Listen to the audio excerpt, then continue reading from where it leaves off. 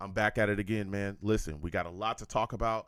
Training camp, all this stuff going on. I'm taking live callers, 515-602-9639. Again, 515-602-9639. We're also going to have a special guest, okay? We're going to be discussing that in a second. Give me 1 second, folks. Connect the audio. Hold on.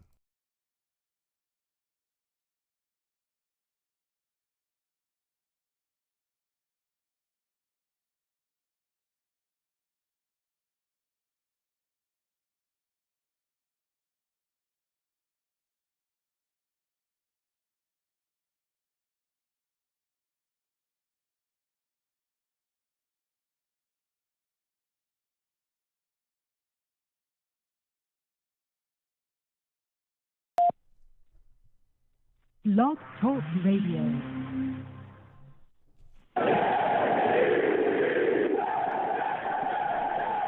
What's going on, folks? It's your boy Long Beach Joe, and I am back at it, back at it, back at it again. I'm back at it again, man. Listen, we have so much to discuss, all right? Jets training camp, keeping it rolling, all right? We're keeping it rolling. A lot of good things we're seeing out there. A lot of things being worked on. We got Morgan Moses back out at practice, all right? Starting offensive lines all together. Aaron Rodgers, throwing rockets. Garrett Wilson doing work, okay? Some guys have been cut. Nick Bawden. We got so much to discuss. And still no sight of Haason Reddick. Boy, oh boy, we'll be talking about it. Listen, the number to call in is 515-602-9639. We're also going to be having a discussion with a very special guest. All right, so call in. But I'm hyped up. Let me get into the show. Listen, I am the man of the people. I'm here for the people. Let me shamelessly promote my Facebook page. Everyone go on Facebook, search The Long Beach Joe Show. Like that page. My content's up there. Go ahead and give it a listen. Message me. I'll message you right back. I love going back and forth with you folks about this football team. Also, leave me some feedback. I love hearing about what you folks think I do here on The Long Beach Joe Show. I truly do. All right? I truly, truly do. And I appreciate everybody's feedback. Everybody that goes back and forth with me and has a good time. I'm also on Twitter as well. Okay, going over to Twitter. Type in at The Long Beach Joe, at The Long Beach Joe on Twitter. All right, follow me. I'll follow you right back. I love going back and forth with people on there as well. Okay, I get into a lot of arguments, a lot. I don't want to, but, that's the way it goes, right? So definitely have a lot of spirited conversations with a lot of great Jets fans going back and forth and having those discussions. I'm also on iTunes as well, for those of you that may not know. Okay, going over to iTunes, type in The Long Beach Joe Show. The Long Beach Joe Show on iTunes. Subscribe to the podcast over there. Leave me a 5-star, okay? Leave me a 5-star review, all right? And give me some feedback on there as well, okay? I want to thank everybody that listens, especially all my overseas listeners, all right? I always want to thank y'all. Germany, UK, Australia. Got people listening to me from all over the place, all right? And they definitely give me feedback as well and let me know what's up. We have discussions on social media too, and I appreciate y'all. I'm always stunned about people listening to me from so far away. It's crazy. So I appreciate y'all, and honestly, I appreciate all of my listeners. Okay, I want to say that as well. All right. So I'm also on YouTube for those of you that may not know. Okay, some people don't know that. They go, Joe, well, I listen to the show. I listen to a lot of things that you do. But I didn't know that you were on YouTube as well, live. Yes, I'm on YouTube live. For those of you that do not know, we live stream the radio show, okay?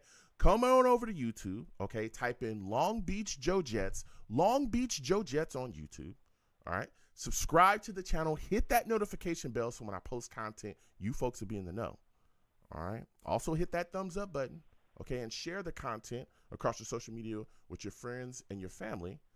But just know that when you come over here, okay, when you come over here and we're live and we're going back and forth, you're going to have to deal with some people in the chat, okay? I call my chat the Savages, okay? You want to know why? They're savage. Savage! Listen, man, they don't care, okay? Trust me, they don't care. Now, they're classy people. Sometimes, all right? But if they don't like your take, if they don't like what you're bringing to the table, if they don't like what you have to say, they're going to let you know about it. Okay? They're going, and nobody's safe, not even me. Okay? Salutes to all the savages. Bree, okay, I see you in the building. Ireland, again, salutes to all of my overseas folks. We got Ireland in the building. Okay? Salutes Dakota J. I see you in the building as well. All right? So come on over and check your boy out. And again, I want to thank everybody, for saying I look great. Salutes to you ladies. Thank you. Okay? I'm not an arrogant man. I just work with what I got. Okay? So I want to thank y'all for that. So now it's time to get into it. Okay? We got to talk, man. We got to have the discussion about what's going on here with the New York Jets and training camp. Okay? But before we get into that, all right, we're going to have a great guest on. As everybody knows, I am a Jets fan through and through. I grew up in California, right? And there's a lot of people out there that have a lot of great Jets fan clubs all across the nation that get together with their local Jets brothers and sisters, sit down, and they watch this team, okay? Good, bad, whatever. They all sit down together and show love for this team and show how much they bleed green together. And we're going to have a great, I'm talking great, Jets fan club leader who leads the San Francisco Jets fan club, Mr. Dean Barbella. We're going to have him come on and talk to us about what they're doing and how much fun they have together. Dean, I want to welcome you to the Long Beach Joe Show. How are you doing today, my friend? LBJ, anytime on your show is like, I don't know, Christmas and, all my fantasies rolled into one. It's awesome. I'm excited. Awesome. And Dean, again, the West Coast is the best coast, okay? I just want to be honest here, folks, all right? Oh, you're the beast of the East, the best of the West, and forget the rest. Oh, you know what I'm saying? LBJ. You know what I'm saying? Love your show. Yeah, I just want to put that out there. So what made you become a fan of the New York Jets, Dean? Yeah, I got to attribute the Jets disease to my dad. He's one of 4 siblings, and the younger ones were Jets and Nets fans out in Long Island, where the older brothers and sisters, they were kind of like my grandpa. They were Brooklyn Dodgers and then Yankees and Giants, and they moved out to, Long Island, and we had Broadway Joe and the rest of the show and Tom Seaver. So De La Vie, I moved out to the West Coast, but true to my roots, and still a Jets fan to this day. I'm lucky enough to say I got a 10-year-old boy, and I'm starting the disease with him. We're catching Monday night's game with, San Francisco. That's and right. I'm excited. Mm-hmm. That's right. Listen. If the youngins want to become Jets fans, I say, all right. It's what the cool kids are doing. Okay, so I know you're going to. It helps having Aaron Rodgers. That's what I'm talking about. It helps having Aaron Rodgers. That's what I'm talking. Yeah, it does. It does. Now, talking about your fan club, Dean, and everything you folks are doing, how did your fan club come about? Yeah, so way back then, like 2006 timeframe, they didn't have, out-of-market games on DirecTV and other options. So we had to get up at 10 a.m. in the morning, brush our teeth and go to a bar. And so I go to the bar, and they had 13-inch TVs in the corner, a lot of decrepit drunks. And I would ask for my volume on that TV, but the bartender would say, hey, I'll put the bartender on the TV. In fact, I might even give you a 19-inch screen if you bring in 2 of your friends to drink with these derelicts, to which I did. But I overkilled it a little bit. And today we have 400 crazy, thriving, bleeding green and white Jets fans in San Francisco, going to our meetups, and it's exciting. We have our own bar now. Now, speaking about that, and that's a large number of Jets fans showing up. I know y'all show up and show out. Where can people come out? Just and hang one of with us you? looks like 2 of us. Where can people come and hang out with yeah. y'all? Can you give them the Tyler, address to Sexy the place? Rexy, you take one of ours, we'll take 2 of yours. Okay, yeah. So it's the Rec Room, and it's spelled WRECK. I'm reading from the teleprompter here. And you can come see us on 1390 California Street. It's California and Hyde for those in the know. Mm. That's wonderful. That's wonderful. Now we have a Facebook, page too, if I might. Yeah, okay. Go ahead. Give them Please everything. come find us on Facebook. Yeah, so that's the best way because, everyone's virtual these days. uh, NY Jets fan in SF. Mhm. Wonderful. Now, when we're talking about being a Jets fan, Dean, you saying you showing up, you got a ton of people with you right at that bar. But I know you're in that San Francisco area. I'll be up there, and man, that Bay Area, it's rough. All right, you got the Raiders fans up there; they're crazy. And then you got the Niners fans up there; they're just out of their minds. Dean, what has your experience been like being a Jets fan in your local area? It's never been easy. I've always been an underdog. And I got to call it like puddle jumping. You ever do puddle jumping? You try to walk down the sidewalk straight. There's a puddle here. There's a puddle there, puddle there. Yeah. So let's just replace the puddles with Raiders fans. That's a lot worse than puddle. They smell. They don't look good. That's just their women. Talk. So try to walk straight in the Bay Area when you're a Jets fan, rocking a little bit of green. It ain't easy. But you know what? Intestinal fortitude. Yeah. You are what you are, and Yeah. I know who I am. I walk straight as a Jets fan, and I bump into a couple of Raiders fans. But you know what? A little bit of education about my history and why I'm a Jets fan. A little education about why they're a Raiders fan. Everyone's the same. We're all football fans, and it ain't that bad. It's pretty good. Yeah. Yeah, listen, I understand the shots you take at Raiders fans. They are crazy, man. I always tell people, I can read, so that's why I didn't become a Raiders fan. That's like one of the qualities. If you can read, you can't be a Raiders fan. That's just it's not possible. You got to move on. So I decided to go with the green, and I've never been happier. Now, as we switch gears here and we talk about this team, Dean, all right, everything that you guys do on your fan club side, but now I want to talk to you, have a discussion with you about what's going on here with the Jets. What are your thoughts about Robert Saleh and Joe Douglas being on the hot seat going into this season? There's a lot of people that have big expectations for this team, and the thought process is hey, if they can't get it done, they're going to be out of here. What are your thoughts about that? Yeah, they're definitely on the hot seat, and they're definitely exposed too. So they get to rerun it back because our man Aaron Rodgers went down fourth snap of the season. Actually, I don't even want to say snap. That's a horrible word, right? But in the aftermath, they got exposed because they didn't have a plan B for Aaron everything. The roster was put together around Aaron. When he went down, everybody was exposed. Mm-hmm. And, they really need to go deep. They not only need to make the playoffs, and I still think that Buffalo has a lot of gas in the tank. And, Josh Allen is still the man. So formidable team, and I'm not going to dismiss him. Mm-hmm. So winning the division outright is no easy cheesy thing. But regardless of whether we win the division or not, we need to make it to the AFC Championship, and we can't just suck when we get there, or else. You know what?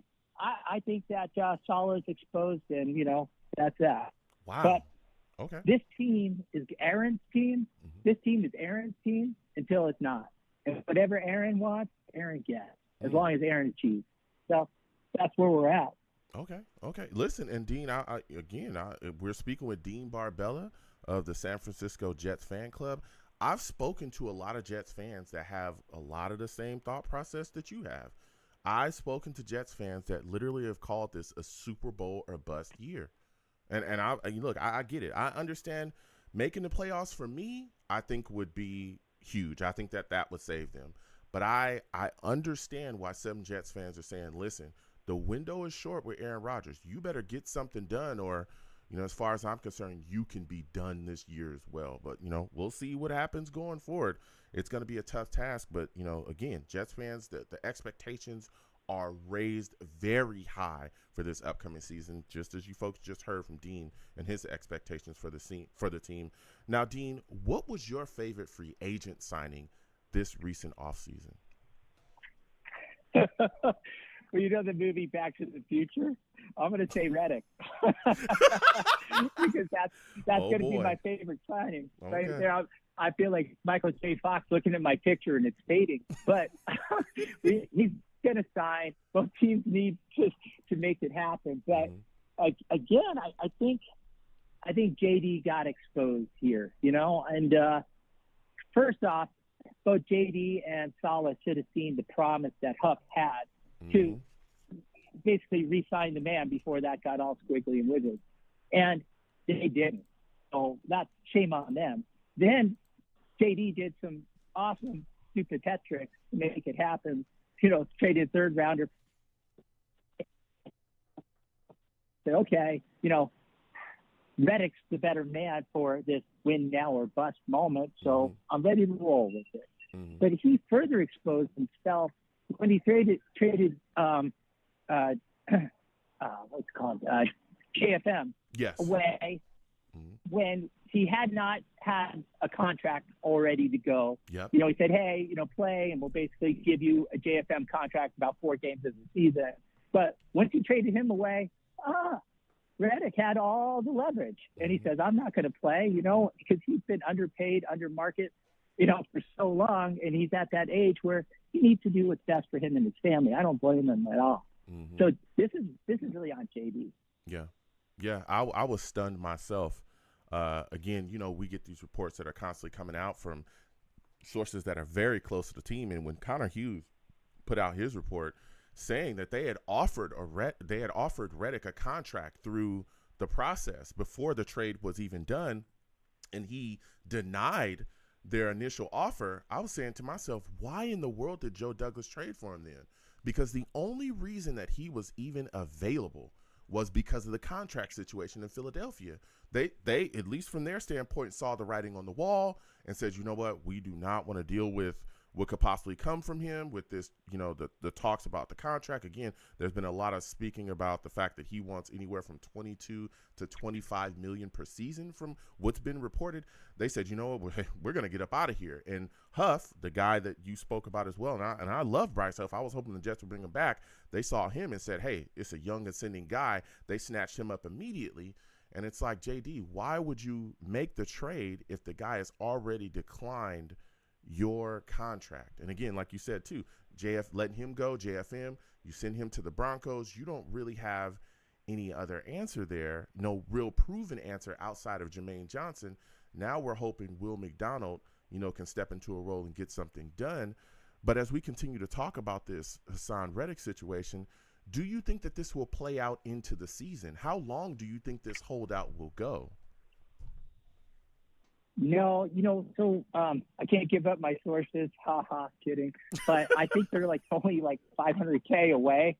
Okay. And I'm like, oh, this is ridiculous. But I hear it's really close. And both sides need it because Reddick needs to prove, his he's already a proven product, but he can't go without – nobody's going to want to give a big contract to a guy who hasn't played for a year.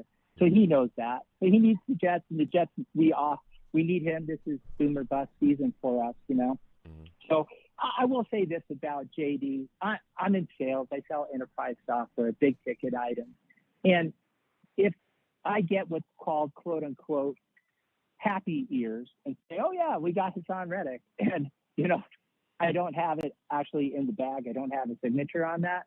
That's when people get fired, So I can't get away with it. My boss. And this is just really sloppy, and it's not JD. Yeah, it is. Now, as we continue to talk about this situation with Haason Reddick and how things could play out, I just spoke a little bit about Will McDonald, right? As things continue on, and again, we'll see when this all gets wrapped up and done. I am hoping that it gets done before the season starts, even though, again, I've said before, I think it can end up playing out into the season. We saw it with Chris Jones in KC. He said, listen, I need more cash. And they, just kind of sat on their hands until the season started and then realized, whoa, we really need this guy. And they ended up getting it done.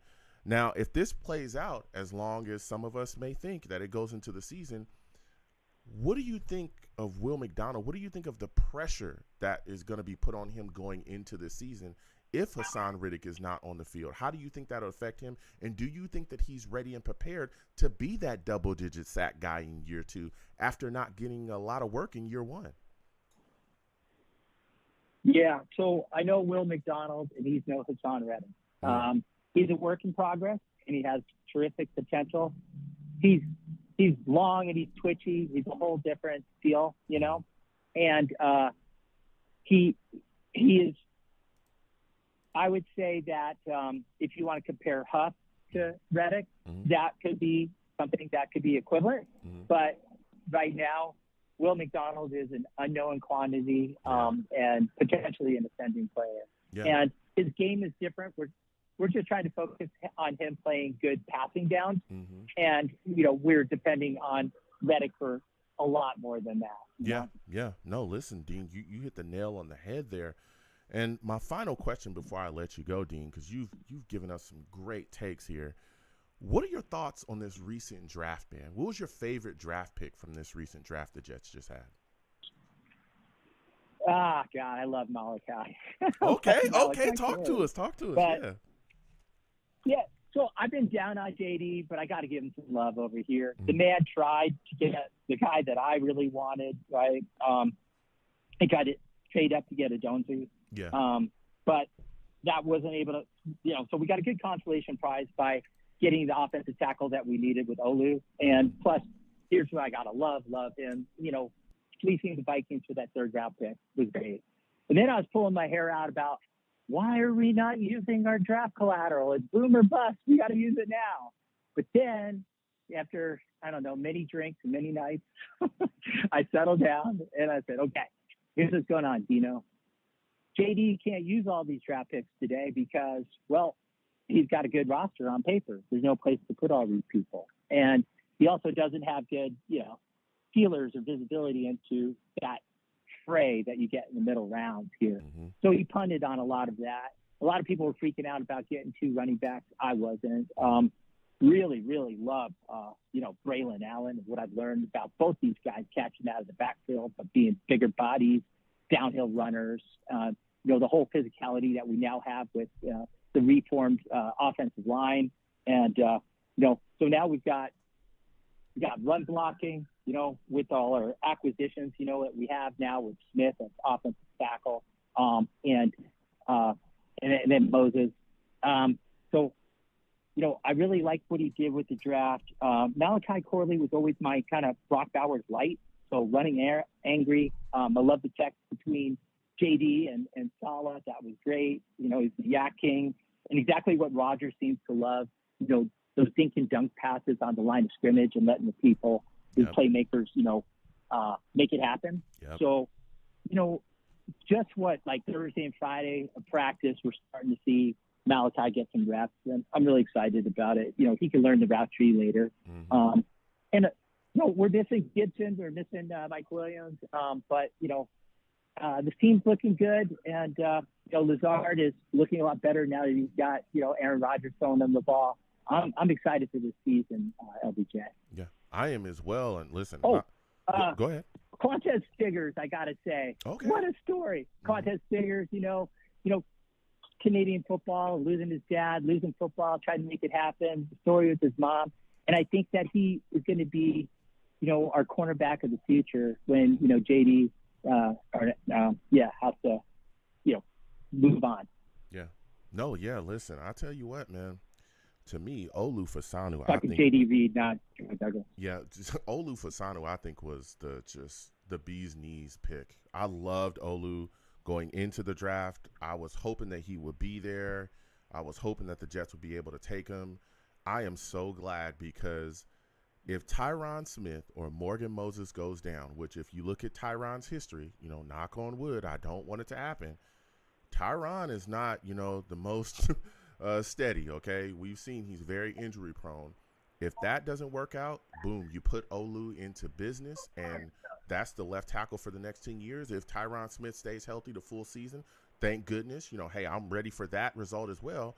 Then guess what? You got Olu sitting back, watching, learning, getting to, absolutely, build within the scheme, and then he's going to be ready next year. He's a great option for the New York Jets next 10 years at left tackle, and I love it. Because, again, even after Aaron Rodgers leaves, which, we'll see, it could be a year, maybe 2 years from now, we're going to need somebody to protect that future quarterback. So for me, Olu was, I think, the best pick of the draft. But I love Malachi Corley as well. And you talked about something I spoke about too, the scheme and how those dink and dunk passes, the RPOs, the screen game, especially with the Jets getting back to running the football effectively, I think is going to be really big. And I think that Malachi is going to have a big time impact within this offense in his rookie year. Before I let you go, Dean, give my audience again, all of my listeners, give them all the information on how they can get involved with everything you folks are doing at the San Francisco Jets fan club and where they can meet you folks. Give them everything, man.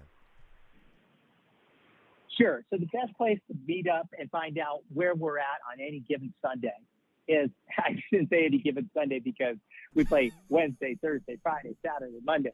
Yeah. It's awesome. But any day of the week you want to check us out, come to Facebook and you'll find us on NY Jets Fans NSF. My name is Dean. Just post the comment and we'll go ahead and answer that way. And you can come to the rec room and you can see us there. It's just sea of green and white. We got the games on, we got the volume on, and we got a bartender, Evan Frey, who's a Mets Jets fan, for you pour your beer. Mm-hmm. Listen, Dean, it was phenomenal speaking with you. I want to thank you for coming on the Long Beach Joe Show. You have yourself a good night, my friend. You too. Thanks for having me on. Take care. Go Jets. Go Jets. You already know. Again, that was Dean Barbella of the San Francisco Jets fan club. Please get involved with everything that they're doing over there. You know, everyone knows I'll be in the Bay Area. You know what I'm saying? I'm feeling like, yee. All right. Everybody that's up there, they know what I just said, okay? Yeah, I'll be in the Yay area, and I have a great time up there with my friends and family. So please, again, get involved with everything they are doing at the San Francisco Jets fan club. So we're going to get to the lines in just a second. Again, 515-602-9639. 515-602-9639 is the number. Call in. 781. I'll be coming to you next. Sit tight. Steve, other callers as well. I'll be coming to you in just a second. Quickly, we're going to cover the things that went on in camp recently. For those of you that do not know, Haason Reddick, listen, baby, he's still not at camp, all right? Still not there. And I remember asking people, okay, when the voluntary stuff went on and he didn't show up, I was like, hey, is anybody worried? And then the mandatory mini camp came up, you know, and everybody was telling me, Joe, don't worry about it. You're tripping out. All right. He's going to be at mandatory mini camps. He didn't show up to mandatory mini camps. He was fine for that. And then I said, hey, guys, you know, hey, folks, is anybody concerned about the fact that he didn't show up to voluntary and mandatory minicamp? I don't think he's going to show up to training camp. I think he wants a new contract. He's been screaming he wants a new contract ever since last year with the Eagles, right? He's been screaming about it. Oh, Joe, shut up. Oh, Joe, he's going to be there. Joe. Didn't show up to training camp either. It's day 8. He still ain't there. All right. Now, we all know he's gotten fined $50K a day. All right. But now he's subject to an additional fine, which will be 15% of his prorated signing bonus. Woo! I think one of the days that he missed, it possibly could cost him like $300K, I think it was. It's crazy. But again, keep in mind, this 15% additional fine that he is subject to is discretionary, okay? So the Jets don't have to do it. But I'll tell you what, I don't think they'll pass up on the chance. I don't know for sure, but I don't think they will. Okay? And I know that there's a lot of rumors swirling that he's close to a contract and all this stuff. Baby, he still ain't there. Okay? And again, all the reports that we hear around as well, he wants anywhere from 22 to 25 million per. Okay? Also, Aaron Rodgers, he's been looking good, baby. He's been looking real good. All right? Sunday, they had a day off. After the day off, they came back Monday. Things was looking a little sloppy, all right? We saw Tippmann struggle with high snaps. You know, there was a lot of things moving and shaking, okay? A lot of miscommunications between Aaron Rodgers and wide receivers. We saw all that stuff. Now, today, you know, things were very clean, okay? Ever since Monday, Tuesday, Wednesday, things have gotten cleaned up, okay? Rodgers was pinpoint pass to Conklin. He hit him for a big touchdown. all right, in the corner of the end zone during the red zone period. The Jets have been working on their red zone quite a bit. We're going to be discussing that too. They want to finish points with drives, all right? The Jets have been bad in the red zone these last couple of years. Horrible scoring. Bottom of the league. It's atrocious. So they've been working on that again. That's been without Aaron Rodgers. You know what I'm saying? All right. Also, Aaron Rodgers and the connection with Garrett Wilson has been magnifique. All right. They have been balling. That connection is crazy. He hit Garrett Wilson for a TD today on a fade route. He hit Garrett Wilson with a long pass earlier in camp as well for a touchdown. Their chemistry is crazy. They did have a very animated discussion on the sidelines that a lot of people were trying to drag up like they were. They weren't. Those are two competitive men that understand that they're going to have a massive impact on the Jets this upcoming year. Okay? Garrett Wilson, Aaron Rodgers, we're going to be hearing about that all year long.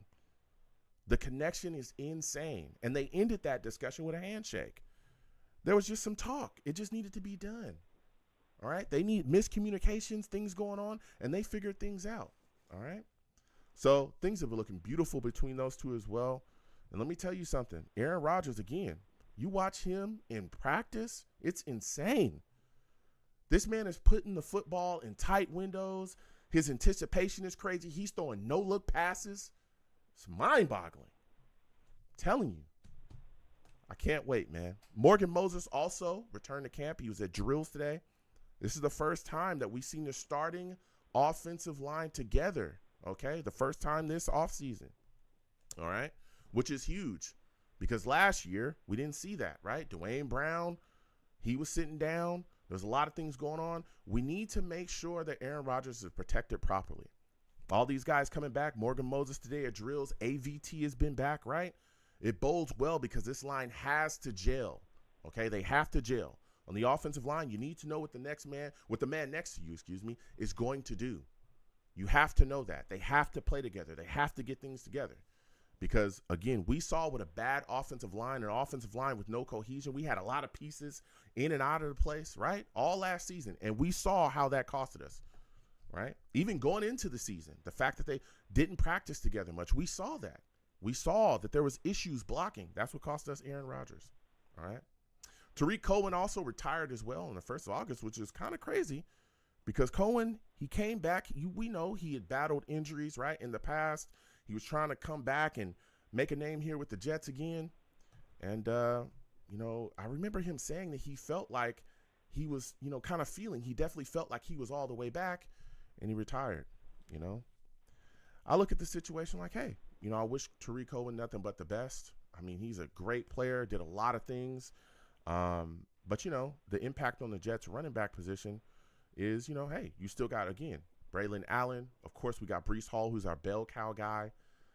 Isaiah Davis, Anabanakanda as well. I thought it was kind of a long shot for Tariq to make the roster anyway. I mean, he did give us something in special teams too, but that backfield was already kind of loaded. So he has retired. Also, injuries that the Jets are dealing with. We're getting to the lines in just a second. 515-602-9639. Xavier Gibson, we know that he's been dealing with a leg injury. He's figuring things out. And Haason has also been dealing with an injury too. Eccles had an injury, came back from that. We saw him on the sidelines. The Jets also released Nick Bawden, for those of you that may not know. That's a shocker to me. Nick Bawden getting released is a bit of a shocker. But I've been talking about Isaiah Davis challenging him for that fullback spot. I've been talking about that for a while, and now we'll see. Maybe Isaiah Davis is the guy that steps into that, all right? The Jets also signed Fisker as well. They also signed wide receivers Isaiah Winstead, Brandon Smith, cornerback Trey Swelling, and released Marcus Riley and Kevin Folish. So, tight end Kevin Folish, I want to make sure I get that correct. So, the Jets are moving and shaking. There's a lot of things going on here with the Jets. We're going to get to these lines again. 515-602-9639. 515-602-9639 is the number. Call in. I'm taking all callers. For those of you in the chat, all the savages, okay, put your thoughts in the chat. I will be coming to you, okay? I will be coming to you between calls. Keep in mind, I'm one man, okay? For all of my callers, when you call in, make sure you have a good phone connection, all right? Make sure that your background is clear of noise, okay? I only have one rule on my show, no cursing, okay? No cursing, because I'll get you out of here fast. I'm talking fast. Faster than we got Adam Gase out of here. Whew, that wasn't fast enough. That wasn't fast enough. Fast. Faster than we got Nick Bodden out of here. Woo, that was fast. Woo. Faster than Haason Reddick can hold out. Oh, that was fast.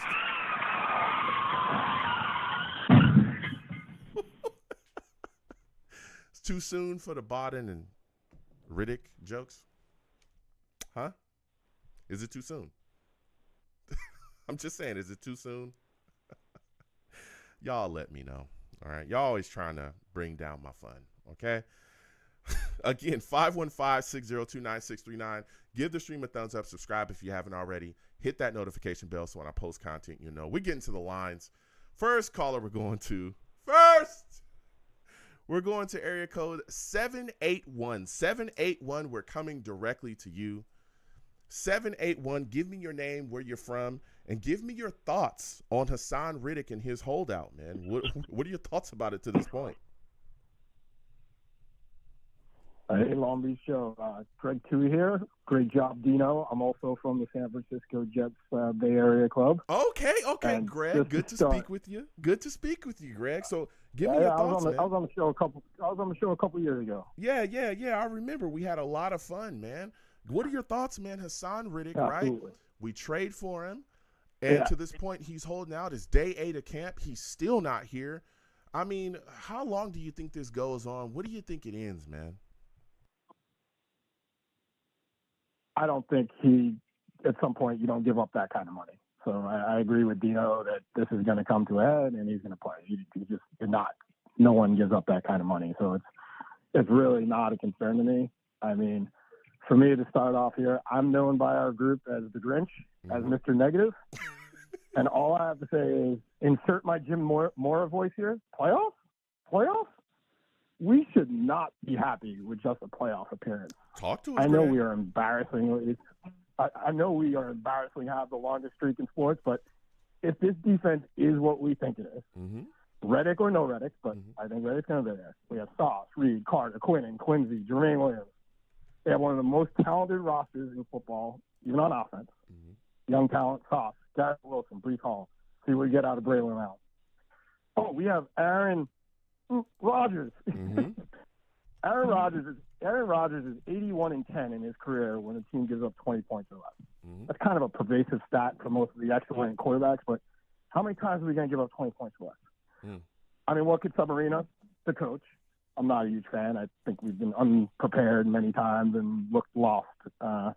Offensive line, but as you talked about, and Dean, I do like the pick. We have that backup in case Tyrone Smith gets hurt. And God forbid an injury, I won't even say it. But that's it. The schedule's easy. The division's ripe. I don't trust Tua in a big game. I don't trust Tua in a big game or in the cold. The time is now. We have to pay all these guys very soon. Aaron Rodgers took one of the biggest pay cuts in sports history, and he only counts $17 million towards the cap this year. Anything besides an AFC title game appearance is a disappointment. This is the year. You can't be satisfied saying, oh, well, we'll be back next year with a 42-year-old quarterback. Oh, that was a good experience. You have a bunch of guys looking to get paid. We all know what that can do in the locker room and the distractions. No excuses. From the fans, the players, the front office, the coaches. Let's go. We have Aaron Rodgers. Okay, Greg. Let me ask you this then. Let me ask you this, Greg. And I hear your take. And we just had Dean come on here. And I'm going to ask you this then. If the Jets do not make it to the AFC Championship we know Joe Douglas and Robert Saleh are on the hot seat. If they do not make it to the AFC Championships, are you telling me that you believe that Joe Douglas and Robert Saleh should be fired? Yes. Wow. Absolutely.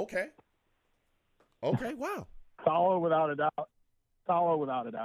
Joe Douglas. There's a lot of Joe Douglas apologists out there. Wow. But this is the year. The window's here. There's not a next year. This isn't like oh, let's gain the experience of a playoff season. We're a young team, like the Pistons versus Jordan Bulls. Oh, like, no. The time is now with everything I just listed off. Mm-hmm. And with the way the NFL works, you got to pay these guys. So, Mm-hmm. yeah, I believe they should be fired. Wow. With anything but an AFC title game appearance. Okay. Oh, listen. No excuse. And I've had discussions with many Jets fans that believe the exact same thing you do. Me personally, I don't believe that. I think that the playoffs for me are mandatory. For me, in my mind, I have a playoff mandate. If everything goes smooth and everybody's healthy, there should be a playoff mandate. They must make the playoffs, okay?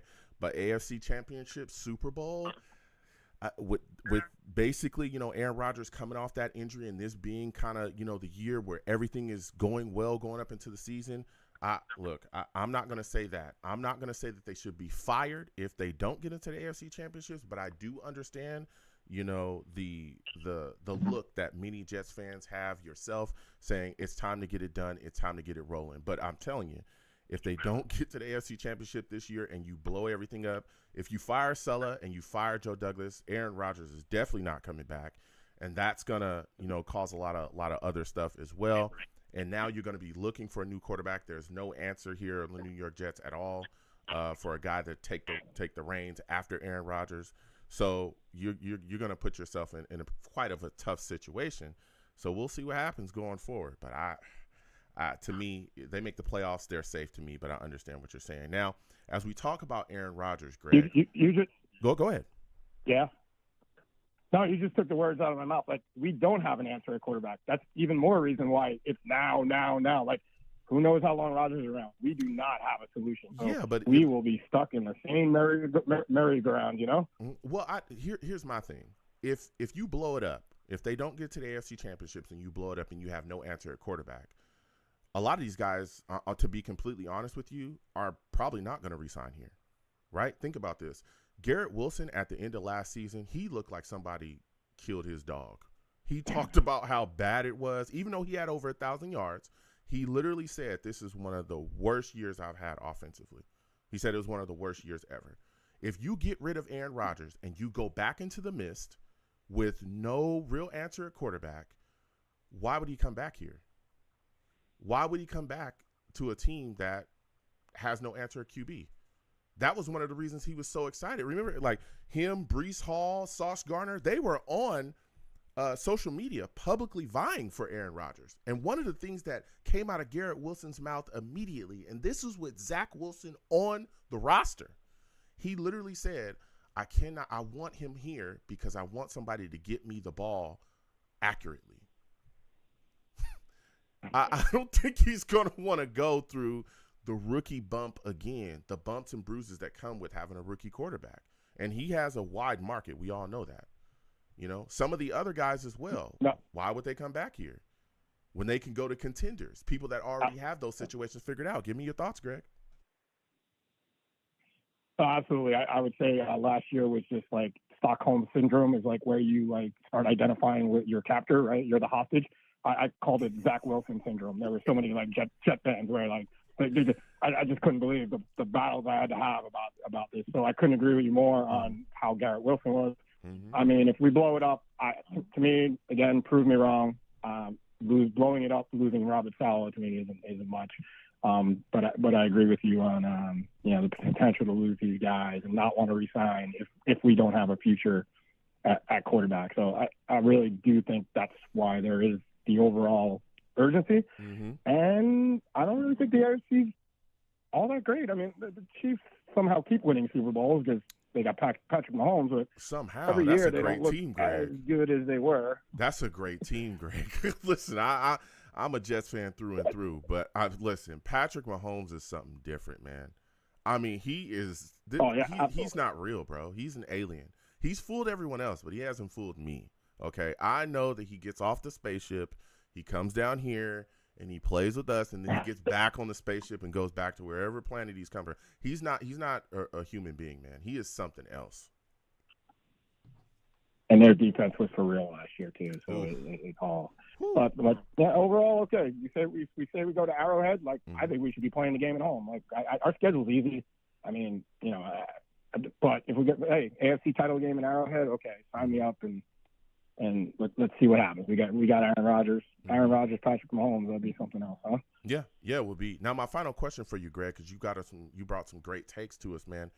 What are your thoughts about the connection between Garrett Wilson and Aaron Rodgers and how quickly it's just cemented, man? Like, we're seeing so many great things in camp. These long throws, they just seem to know like where they need to be, how they need to, how everything needs to work. Garrett Wilson knows exactly where he needs to be in the spot, how Aaron Rodgers can get him the football. What are your thoughts about that chemistry and how quickly it's been built?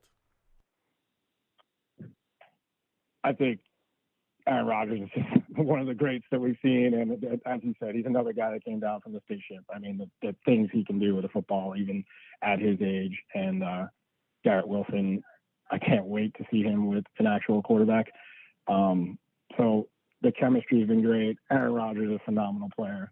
Let's hope Garrett Wilson gets to show who he really is, because as you said earlier, the statistics he even had with basically no quarterback has been phenomenal. So the chemistry has been great, and a little bit on the chemistry front. I'm kind of tired of hearing about the whole media trying to create some rift between Rodgers and Wilson. Yep. It's like, dude, I know you need something to write about, but I mean, this is one of the greatest quarterbacks of all time who holds at the highest standard, just like a Tom Brady did, or any of the other greats.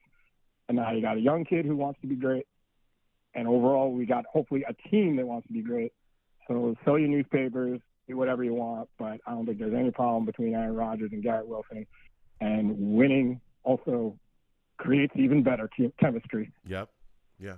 Listen, Greg, it's been phenomenal speaking with you, man. Next time I have a show, I want to hear from you, all right? Right on, my friend. Absolutely. You have yourself a good one. This is the year. Yeah. I'm telling you, it is. It is. There's a lot of Jets fans, I'm telling you, that are absolutely saying, look, you heard it from Greg, you heard it from Dean, where they're saying, look, it's AFC championships. I got a lot of Jets fans I'm speaking to that's saying Super Bowl or bust. Super Bowl or bust. All right? And if they cannot get there, and by saying they, I'm talking about the Jets front office, Joe Douglas, Robert Saleh, everybody in that place. If they cannot get that done, then they need to hit the door. Okay? They need to be fired. Everybody thought I was tripping when I was saying this. I've spoken to Jets fans that have been saying this. You had two Jets fans come on today and say that. Two Jets fans, too long, Jets fans. They've been around, okay? Let me tell you something. Long-suffering Jets fans, been around, all right? We're going to keep talking about this. 515-602-9639. Salutes to the Savages in the chat. I see you in the building. Bree Savage says, playoffs is enough for me personally, at least this season. Whether it's enough for Robert Saleh, who I love as someone motivated by a situation, to make it in football, to keep his job is another question. Yeah. There's a lot of people saying that if Robert Saleh and Joe Douglas cannot handle this business the way that they want, they should be up out of here. I think that's a little tough. Because again, you blow things up with no Aaron Rodgers.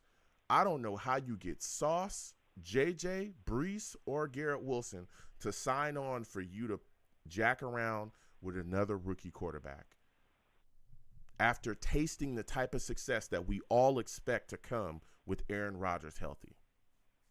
I don't know how you get them to sign on with that again. Never mind guys like AVT, right? AVT is vital for this offensive line. He's fully healthy this year. I don't know, man. I don't know. Bree also says, I really hate saying this over and over, but keeping Bryce Huff would have only costed us $17 million. Yeah. I don't know. I do not know, man.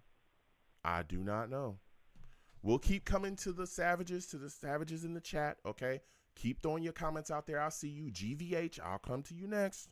All right, but we got to get back to these lines. Again, 515-602-9639. 515-602-9639 is the number. Call in. Callers, be patient. Trust, we're getting to everybody. Savages, we'll come back to y'all in a second. Next, we're going to Max. Max, we're coming to you. Steve, you will be next. I see you. New callers, hold on, okay? Sit tight. We got to get to Max, though. For those of you that do not know Max, oh man, he's a savage. Savage! Max salutes. Welcome to the show. Watch your language, Max. You know I like your takes, but just watch your language. Just, we can't have cursing on my show. Listen, Max, I've been going back and forth with a lot of Jets fans tonight. There's a lot of people saying if the Jets don't make it to the AFC Championship, right, if they don't make it there, that Robert Saleh and Joe Douglas should be fired. I've had them on tonight. Do you believe that to be true as well? What is your mandate? That is complete. I think this is completely false. I just want a playoff mandate because I was a fan of the Jets in 2016. I mean, since 2016, the Jets have been terrible. And we've been not that good the last. And look, I understand we have Rodgers, but like wide receiver wise, we have Garrett Wilson. If he gets injured, it's gonna be bad. We have Alan Lazard, he's terrible. We have Malcolm Corley, unproven. If we had Devontae Adams, I'd say, okay, AFC Championship. But, like, I just want the Jets to make the playoffs because I was listening to two callers. It was like, oh, AFC Championship, Saleh's going to get fired. Like, are you crazy? Like, there's more experienced team in the playoffs. The Chiefs are more experienced with Patrick Mahomes. The Bills have more experience in the playoffs. The Bengals have more experience. So there are a lot of more teams that are experienced. Look, I would fire Robert Saleh and Joe Douglas if they do not make the playoffs. If we have another 7-10 season, I think Saleh and Douglas are out of here. But if we make the playoffs, I mean, look, if we lose the wild card, I'd be a little annoyed. But if we lose the divisional or AFC Championship, I would not be mad because the Jets went so far. We have the longest playoff streak in all of sports. So I'm just happy. It's like we at least win a playoff game. I would be happy with that. Yeah. Yeah, look, for me, and again, I respect all Jets fans, and I respect the take that of people wanting to see, Super Bowl or AFC championships or bust. I understand that take, but for me, like you, it's just a playoff mandate because I think we haven't been to the playoffs in I think like what is it now, 12, 13, or 14 years, something like that. Yeah, 13 years. Yeah, it's insane. It's probably longer than the Kings and NBA. They used to have the longest at 16 years, but now with the Kings making the playoffs, we have now the longest in sports. Yeah, it's wild that the Jets have not sniffed the playoffs in so long. And so if we make that step to getting to the playoffs, like you said as well, and making some moves, and who knows what the future holds. Maybe we get past the wild card. Maybe the wild card is where we get stopped, but just getting there and getting that experience and getting into the door and then, probably making a run, next season as well, if Rodgers comes back and he's fully healthy, I think would be great. But there's a lot of Jets fans screaming if they can't get that done, they should blow it up and get him out of there. So I don't agree with that. I understand it, but I don't agree with it as well. Now, as we continue to talk about this football team, Max, man, Allen Lazard, there's a lot of people with a lot of positive things saying about him. He's been making plays in camp. It really seems like this is going to be the year where he's building momentum in the offseason to turn things around this upcoming season and have a much better season than he did last year. What are your thoughts on what we're seeing from Allen Lazard so far, and do you believe he'll be able to turn things around and be much better than we saw last season? Hopefully he turns it around because he was terrible last year. He had like 2 touchdowns. And I understand Aaron Rodgers was injured. Even in Green Bay, he was supposed to be number 1 wide receiver, and he wasn't that good. So I hope Allen Lazard fixes his problem of lazy route running because if he doesn't fix the problem, he's going to be bye-bye, out of here if he doesn't fix his problems. Yeah. That's just my thoughts on it. Yeah, we heard Robert Saleh literally say, that guy's got a year and a half left here. He's never talked about any player like that publicly in front of the media. I mean, you could tell the anger and the frustration was there. And even I was angered and frustrated by watching Allen Lazard, the lazy route running, the drops. He seemed to be joking around on the field, hugging a Bills player during a football game. It was insane. Now, as we continue to talk about, what's been going on in camp with this football team, we've seen Joe Tippmann, man, recently have some issues snapping the ball, man. Some high snaps, some things going on. Are you concerned about that with Joe, or do you think that was just, maybe a practice? Are you concerned about this going into the season? I mean, I'll be concerned if it happens in the season, but right now I'm not fully concerned because look, this is training camp. I mean, they haven't been practicing a couple months. Joe Tippmann's got to figure out he doesn't work. He works with Zach Wilson. He's never worked with Aaron Rodgers, so he'll probably fix their practice. And also we have young guys like Tyron Smith. I was at practice. He was coaching the younger offensive line players. So, and we have Morgan Moses, two of the best tackles in the NFL. He's going to coach all these offensive linemen. So I wouldn't be totally concerned about it. But I mean, if it happens in the season, yes, I'd be totally concerned. Mm-hmm. Yeah, I mean, I'm not, like you said as well, I'm not really concerned about it. It's just if it continues and you see it in preseason, you see it on. But I mean, we've seen, Joe Tippmann out there, and he's just been phenomenal. We saw him last season, and he was playing really well. We saw him at guard. We saw him at center, and he was looking really good. There's a guy out there, I don't want to say, but there's another famous Jet center. His name rhymes with Schnick Schmangold, okay? And let me tell you, he had some high praise for Tippmann before. Now, as we continue to speak about what's been going on here with the New York Jets, Malachi Corley as well has been a guy, man, he's been beasting out there in camp. Are you expecting big-time impact from him in his rookie season with everything that we've seen him go out there and do with a lot of the extra reps he's been receiving? I just hope he's good this year because, I mean, at first I was like, I didn't really like the pick because I wanted the Jets to get Brendan Rice. I feel like he was going to be a better fit. But if he's really good, then I'm like, Malachi, I was probably wrong in my analysis on Malachi Corley. But I feel like he can be good wide receivers compared to Deebo Samuel. So I'll say maybe like 4 or 5 touchdowns, maybe like wide receiver number 3. Like, that's just my expectations. I want to be realistic because I feel like Guy Wilson's going to have a lot of touchdowns, Aaron Rodgers, and Mike Williams is going to get a connection with Aaron Rodgers. So I feel like we need to be realistic as a Jets fan. Like, 5 touchdowns, I think, is decent. Maybe like 600 yards, 5 touchdowns, maybe like 50 receptions. Okay. What are your thoughts? That's my projection. Yeah. What are your thoughts on Nick Bodden? What are your thoughts on Nick Bodden being released? I mean, he was okay of a player, but like I really didn't. But he's a good fullback. But like I feel like we can replace him easily. That's what I feel like. Mm-hmm. Yeah. Again, Isaiah Davis is a guy I think is gonna be the guy that is probably gonna grab that spot. Now switching over to the defensive side of the ball, Haason Reddick, man, been holding out. I think it's day 8, still not showing up. Do you think that this plays out into the season? When do you think it ends, man?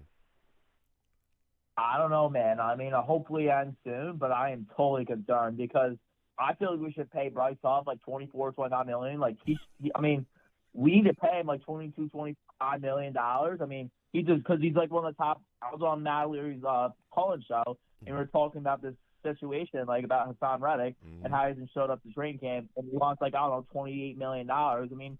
And I was on Matt Leary, like the AAV of like he paid like Carl Lawson level, and Carl Lawson was not great of an edge rusher. So I think the Jets should pay maybe like $25 million. I mean, Danielle Hunter got like $25 million. Like some of the top edge rushers in the league got like $25 million. So maybe like around 2 years, $24 million. If that was Joe Douglas, that's my prediction. Oh man, that's a lot of cash, and I get it. You want to get him paid, but we got a lot of guys that are coming up for big time deals as well, and that's definitely going to affect how many of those guys we'll be able to keep. Before I let you go, Max, you've been giving us some great takes, man. Will McDonald, what are your expectations out of him? We see him in camp. He's looking like he's stronger than he was, his rookie season. Are you expecting a double-digit sack season out of him, especially what we're seeing?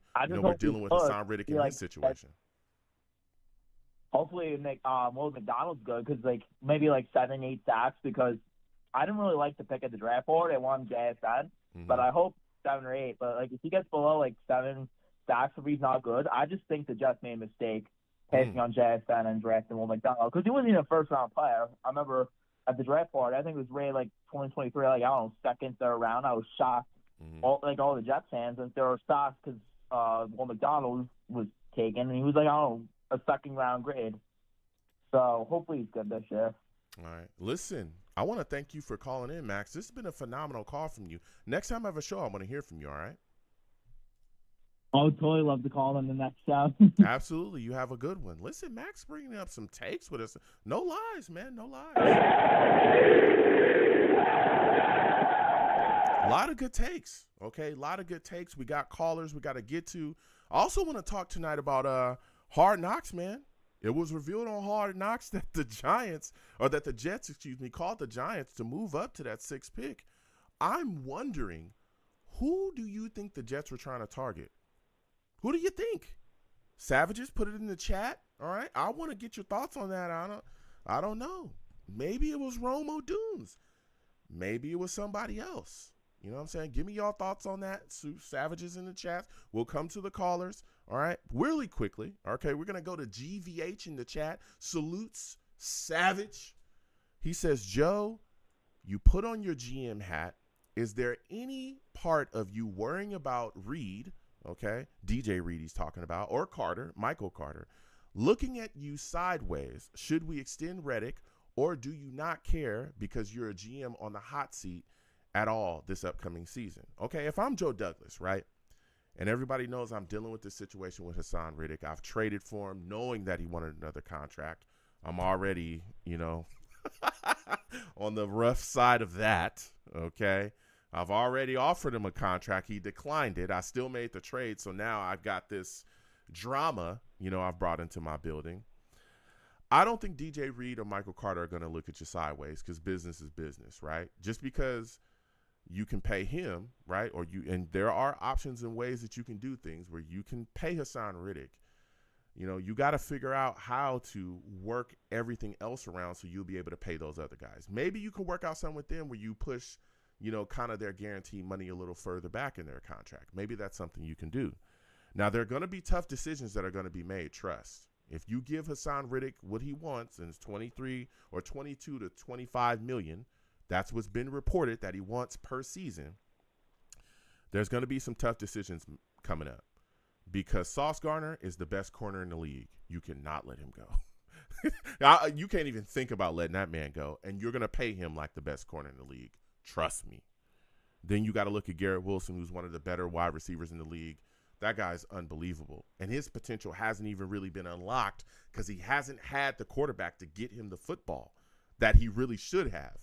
So he could be a guy that, that's just out of this world, right? But you've been clamping him down because of the quarterback play, right? You definitely got to give him a big contract. AVT, one of the heartbeats of your offensive line. If he stays fully healthy this season, he is not coming at a discount, y'all. I'm sorry. I don't believe it.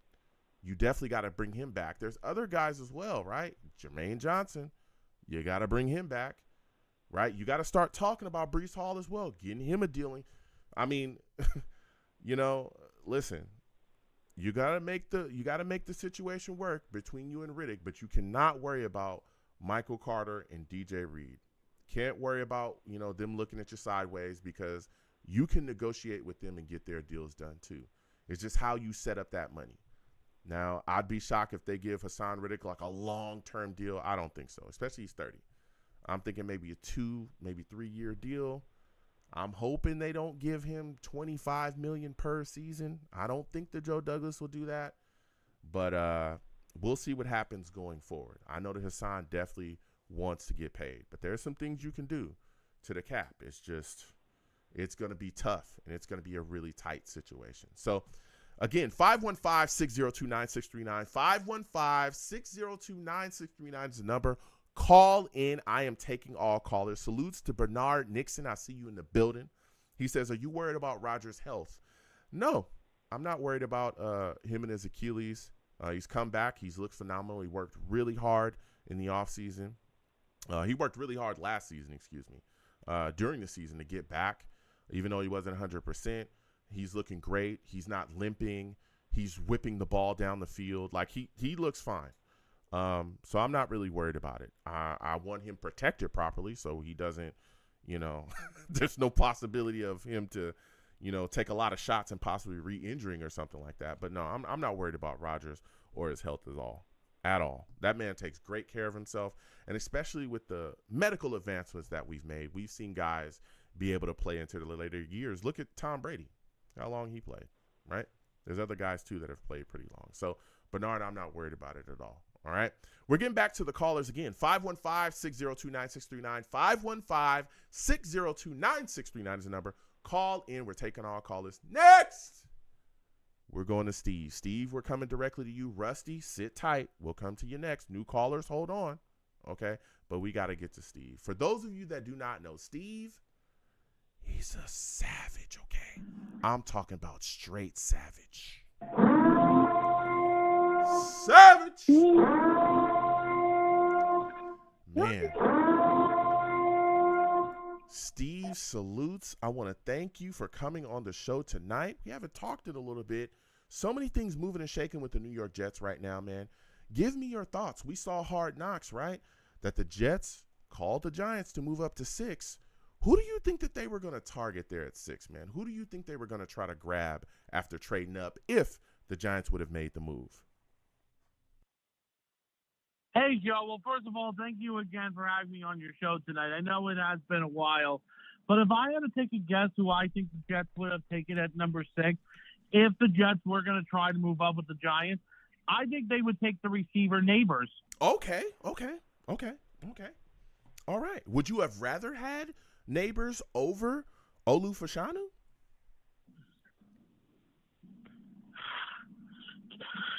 To be honest with you, I mean, maybe, but the thing is, I still think the Jets made the right pick by taking Olu. Okay.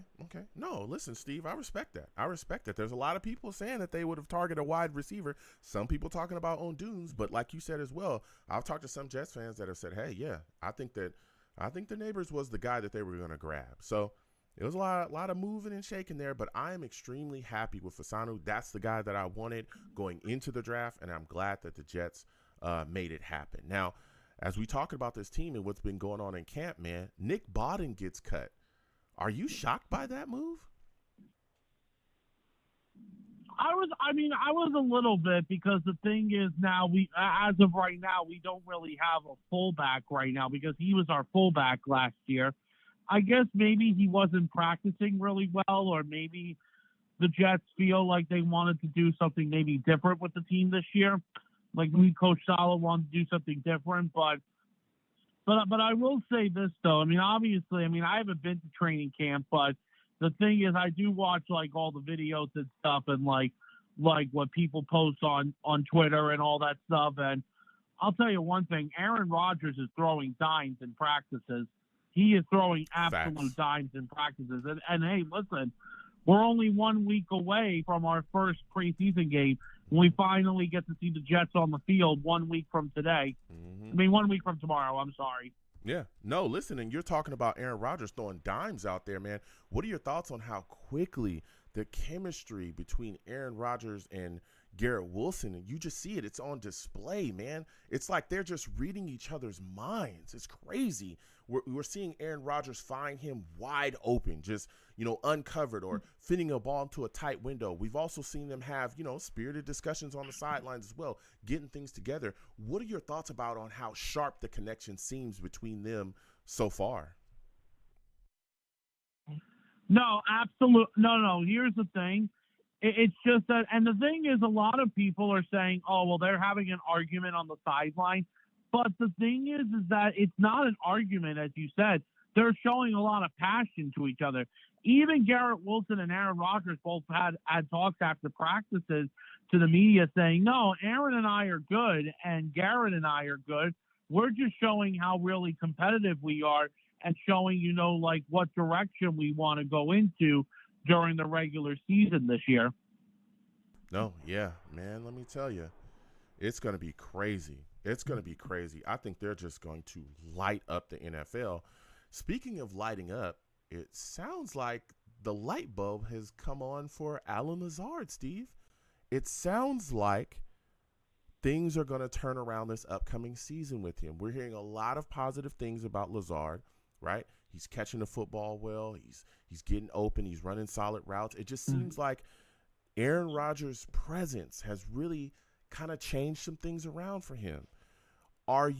First off, are you impressed by what you've seen from Allen Lazard so far?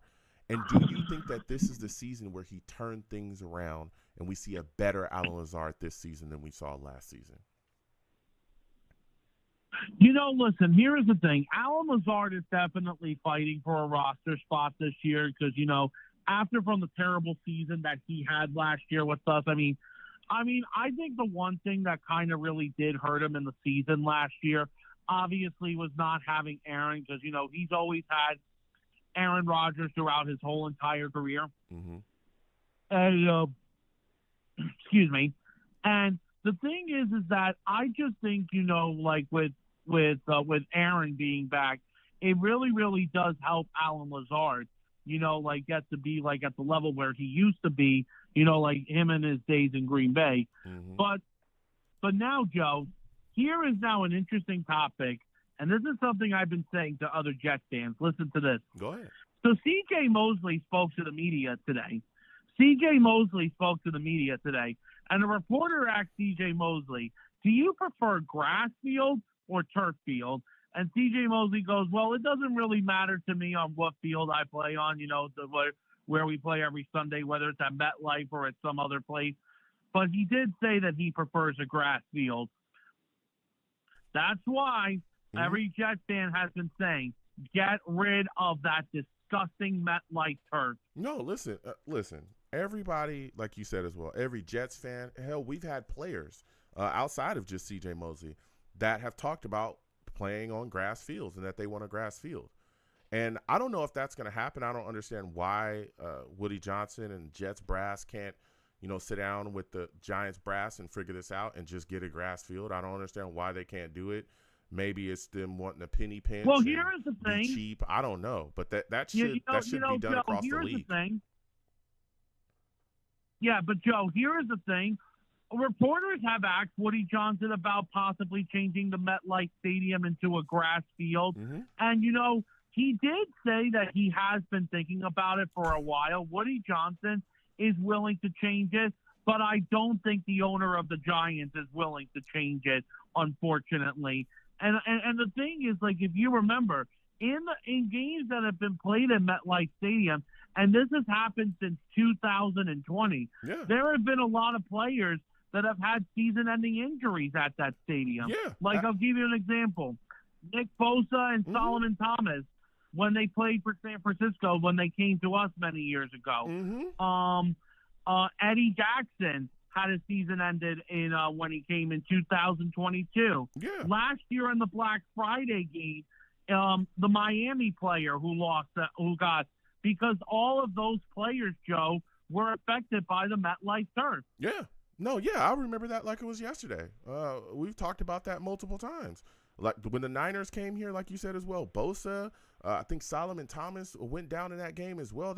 We've seen that. We've seen it cause issue. Heck, we were concerned about Aaron Rodgers coming back off the Achilles injury and the turf messing with him and his Achilles. We were talking about that constantly. Look, listen. Woody Johnson's a man with a lot of money. Okay, a lot of money. I understand. You also got Giants ownership, and maybe the Jets won't have a grass stadium until they get their own stadium, which who knows when that's going to be. But they've got to sit down and really figure this out. That could be done across the league. That could be done across the league because I think soccer. I think the soccer players, they pretty much all play on grass. Like I don't understand why they can't be done. There's so much money in the league, so much. I don't understand why we just don't have grass stadiums across the board. But we'll see. That's been discussed, and we'll see if Woody Johnson makes that change. But the thing is, most football players would rather play on grass. The thing is, unfortunately, is that the turf, unfortunately, at MetLife was not made right. And unfortunately, MetLife, like I said before, and the only reasons why I go to that stadium is to see the Jets play, is to see the Jets play. MetLife Stadium, it's one of the worst stadiums in the NFL. Yeah, it is. And any Jet fan will tell Giants fans will say that, and even opposing fans will even say the same thing too. Yeah, no, that is, and I've talked about that before as well too. That stadium, MetLife sucks. Like it sucks. I've talked about how the experience, the fan experience, I think is bad. Again, I'm a guy that travels to games. I come from the West Coast and I go to games. Everybody knows that. I'll be out there. I'll be at the tailgates. I'll be at all that, from L7 to everything else. Everybody knows I'll be outside. And coming to that stadium it sucks. First off, when you go there, it's often packed with fans that are not Jets fans. So you're going to be sitting next to a bunch of whatever opposing fans that you're going to be playing against, and it's not going to feel like you're at a Jets stadium. It's going to feel like you're, sitting at an opposing stadium. Then also the price of the food is insane. The price of anything to get there is insane. The traffic to get in is insane. It's wild. And then again, the experience is garbage. And I've talked about this, and I'll turn it right back over to you, Steve. I've talked about the fact that you can go to MetLife Stadium and look at the Jumbotron that they have and watch other teams play while you're at the stadium, while the Jets are on the field. That would never happen anywhere else. I've looked up during a Jets game and been able to watch the Patriots play somebody else. That would never happen in Foxborough. That would never happen at their stadium, ever. That would never happen. I've been to Cowboys games. When you go to Cowboys games and you go to that Cowboys stadium, there is nobody else playing except the Cowboys and whoever they're playing. That's it. That's how you feel. They have so many things going on. There's so much entertainment. They have restaurants in there. It's affordable. It's so different when you go to other stadiums versus when you go to MetLife. I'm telling you, watching the Patriots play, watching them up there while the Jets are on the field was insane to me. But give me your final word on that, Steve. Yeah, so, no, Joe, you absolutely made good points. Because here was the thing. I went to 2 games last year at MetLife when they played the Giants and when the Jets were technically the road team. And then I saw them play against Houston. And here was the thing. Both of the games I went to last year, I saw the Jets win. And it was great to see them win. But here's the thing. The only time last year that the Jets really, really felt like it was a home game was the first game of the year against Buffalo last year. Anybody remembers that? Even when Aaron Rodgers went down, the crowd was still in the game. Mm-hmm. And the thing was is that it was like that was the only thing. That was the only game throughout the whole entire season where that felt like a New York Jets home game. Mm-hmm. That was the only game that it felt like it was a New York Jets home game. It's wild. And another thing also too is what I'm going to say is too. And Joe, you made a good point about it. The one thing I will give MetLife credit for what they did last year for the 2 night games that we had when we played the Bills and the Monday night game against the Chargers was the light out. That was incredible. I will give MetLife credit for that. Man, let me tell you, I've seen them do so many stupid things. From that, what the hell is that horn? They had a horn there one time. They do a lot of things at MetLife that I just feel like a lot of people that deal with stadium experience are almost tone deaf when it comes to the Jets. It is mind blowing. That horn thing that they have there, that came from Arizona. That's something that they do with the Cardinals. And I know that because I've been to Jets games when they played the Cardinals in Arizona. That's not the Jets. I remember one year they had this towel thing where they wanted us to wave towels. That's the Steelers. They all know that. We already have something, okay? We have the Jets chant, right? We have Fireman Ed. We have things here. Why not just embrace the culture that's already here and do things to make it better, right? Why not do that? Immerse yourself in what's already here because we already have a Jets culture, a Jets fan culture here, and just do things to really, make it bigger and make it better. Why borrow things from all these other places? Why not focus on just being Jet-oriented, right? Why do we not see Wayne Corbett, Chad Pennington, Lavernius Coles, any other famous Jets players? Why do we not see them just walking around the stadium? Because you see that at other stadiums.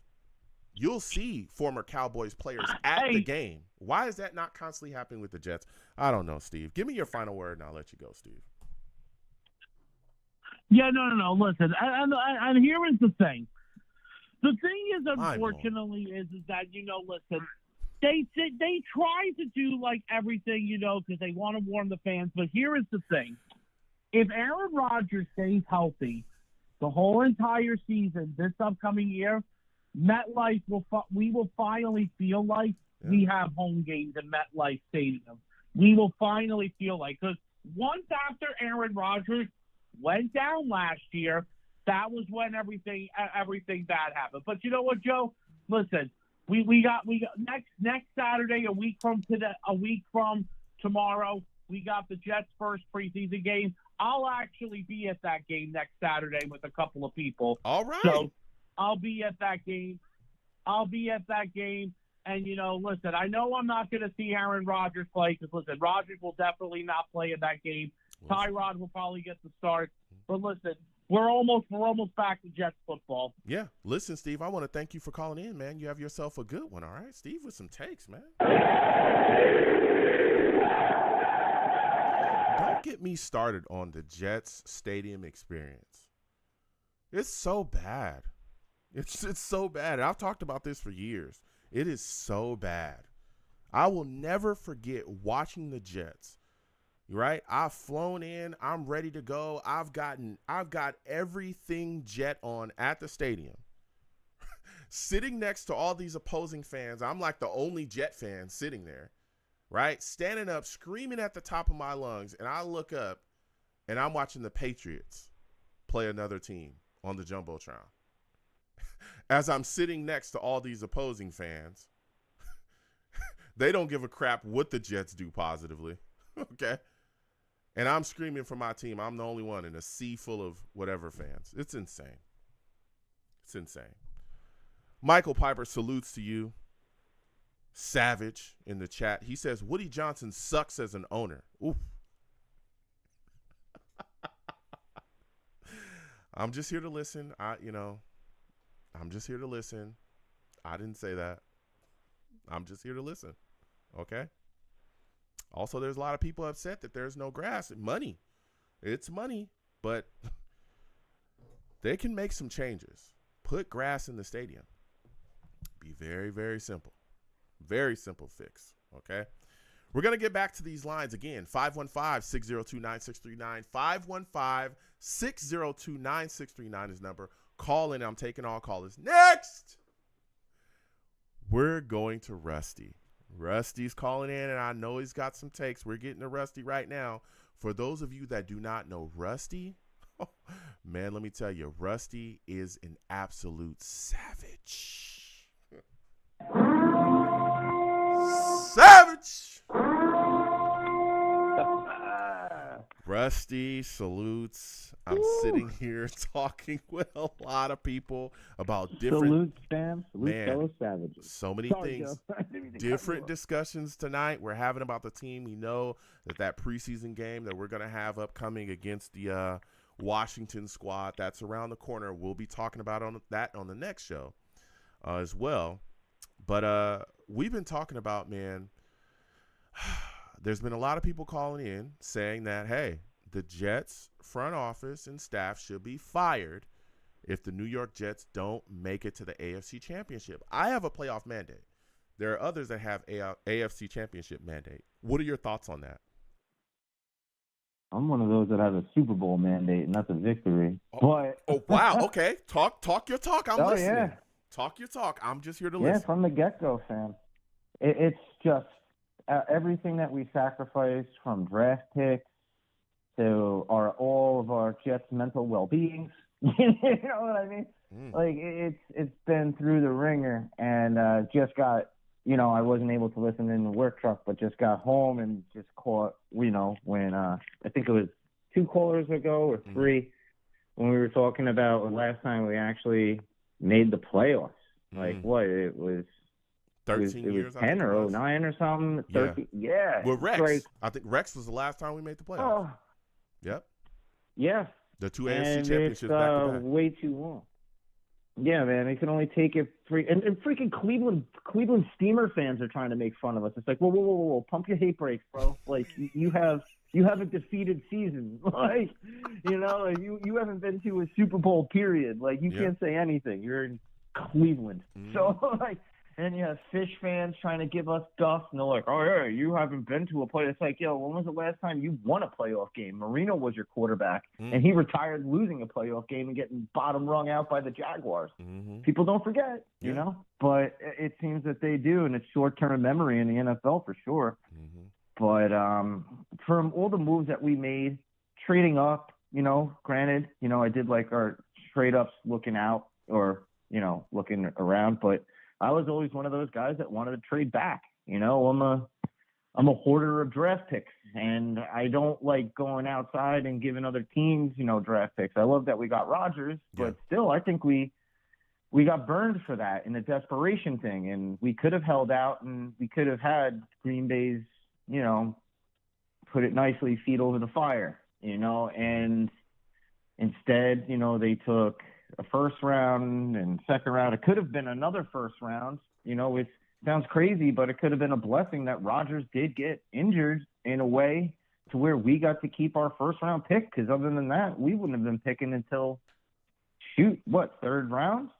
So, and I'm glad that we got Fashanu. Like, I hate that guy, and that's in a good way, because I'm a the Ohio State type of guy, Oh, Lord, here we go. Here we go. Yeah, it's true. Y'all heard the Ohio State. We got these Ohio State guys, for those of y'all that don't know, that be calling in, and they can't wait to talk about the Ohio State every chance. I'm glad you know it's the Ohio State. Good I love Lord. it, Thank you. Good the Lord. Top, a pack. Yeah, continue on, Rusty.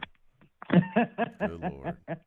But it's that could have people and in that way we had a free first round pick, to where other people don't see it that way. To where I'm glad that we traded back, and I'm glad that we didn't trade up, and I'm glad that we got an offensive lineman, which we desperately needed, because what we, knock on wood, I'm doing right now, but our offensive line, it's great, right? It's good, solid on paper and what we have, but we have a majority of these dudes for only 1 year. Yeah. And, I do give ups to USC, just not with quarterbacks. Fight on. But, you guys, you do produce, and one of them is Tucker, and I don't like that we took it.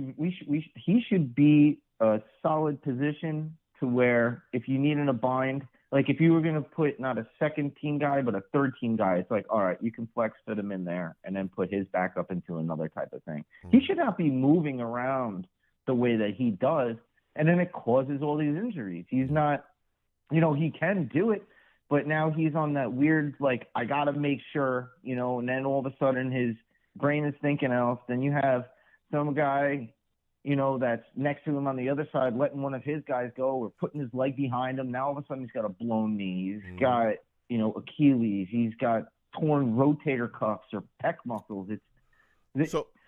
We're his own worst enemy. Yeah. Oh, go ahead, Sam. I'm sorry. Because you're giving us a great take, but give me your thoughts on this, man, because I understand you love the fact that we sat at 10 and we, the situation with the Giants didn't, because, again, you watch Hard Knocks, the Jets did call the Giants to move up to 6, right? And we got Olu Fasanu. I got to watch it. I didn't see it, but I'll be watching it. We got Olu Fasanu. That was great. I loved it as well. We were even able to trade down and still grab him, got some capital. Lovely. But beautifully. With the talk about the Jets possibly moving up to 6, because they did make a call to the Giants, who do you think that they were even trying to target? If that trade had went through, who do you think the Jets would have taken at 6?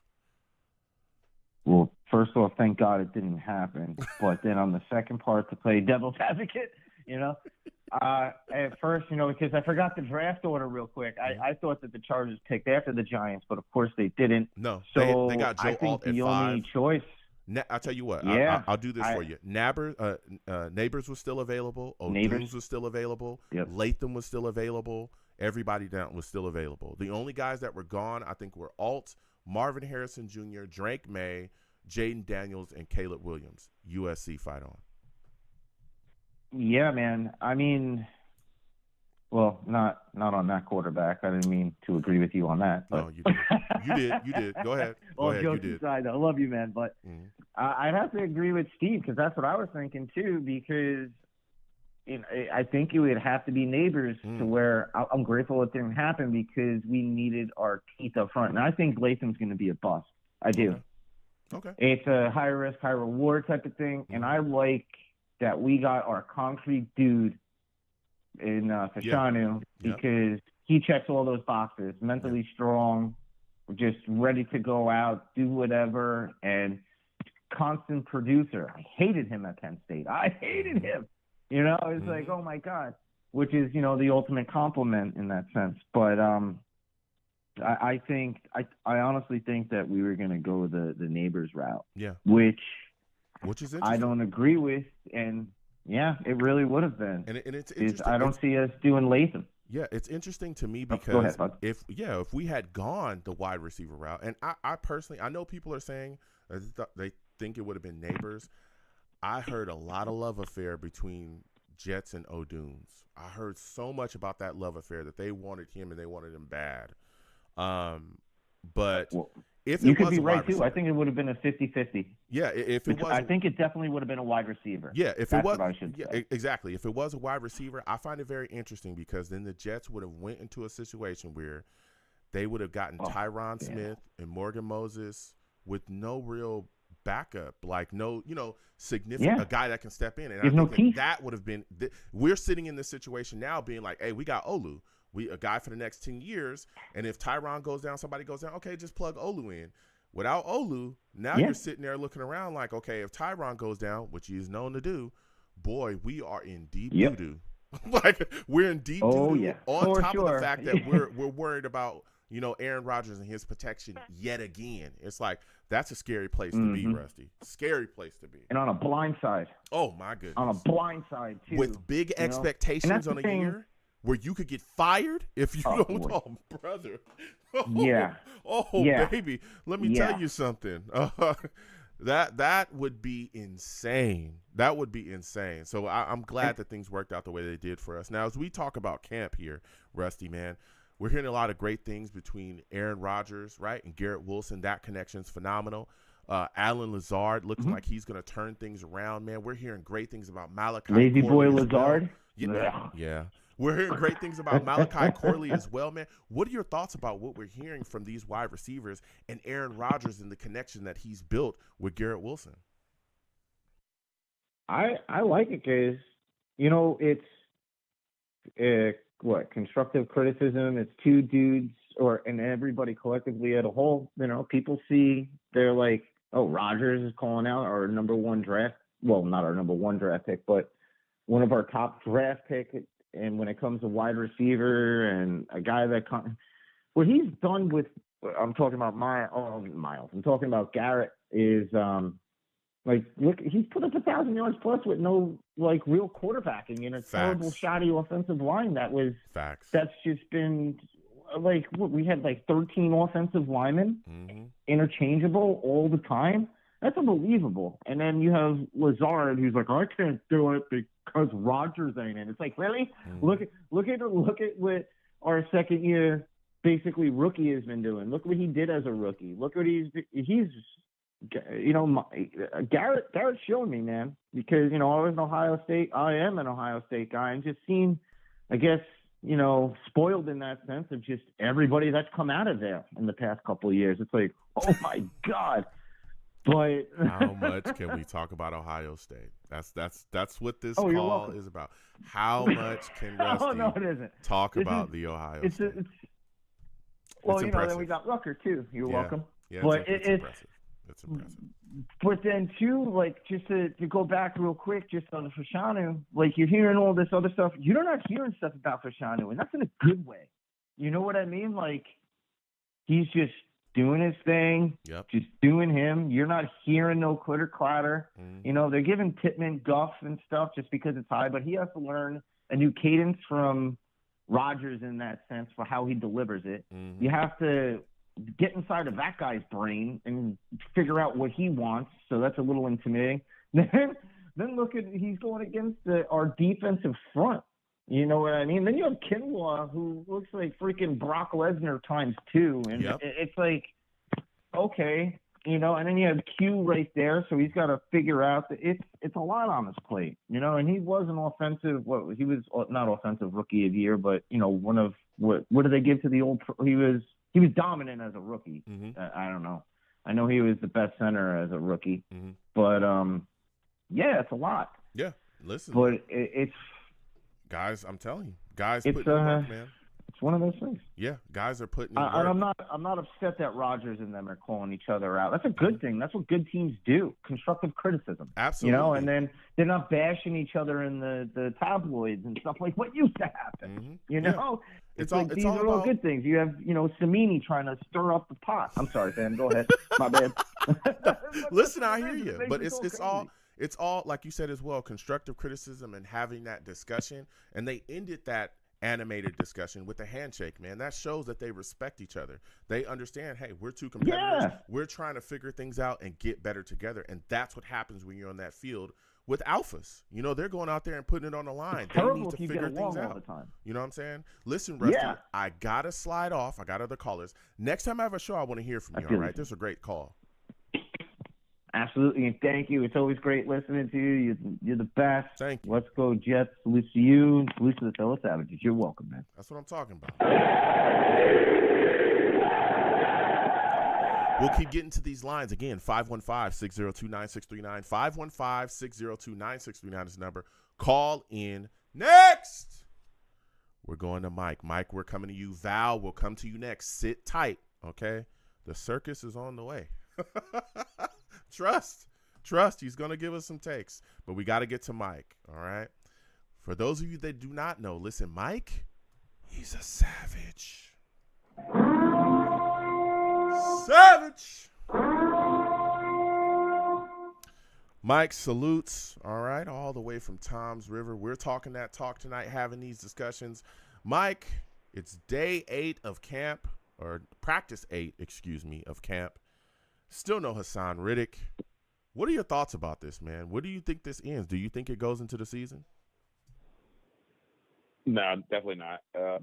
I thought it would be done by now, especially with that $300,000 fine that they could impose, And I believe it's 10%. It's either 10 or 11% of what they can apply from what I researched and looked this up, and it's even the some of our beat writers, not some of all of them, the beat writers that we have. I think it was Samini that put out as well that it's 15%. He's fake news though. Oh. I respect Rich Samini. I did not say that. Okay, I love all of our Jets beat writers. Okay, and all of them at the big networks as well. I have nothing but love and respect for you. The Savages speak, okay, and they're allowed to say what they like to say. I have love for them all, but I believe it was 15%